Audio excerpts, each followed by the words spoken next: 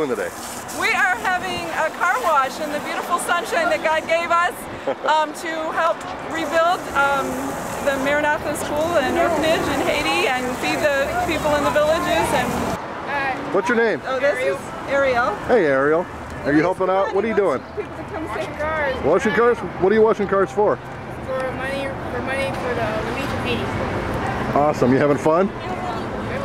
What's your name?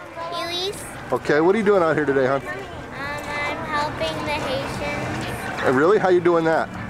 by washing cars, and people have to pay for the cars and the money goes to Haiti. Right. And getting a sunburn, right? Yeah. There's a smile. Thanks, hon. Rebecca. What is it? Rebecca. Rebecca. What are you doing out here today? Washing and drying cars for Haiti.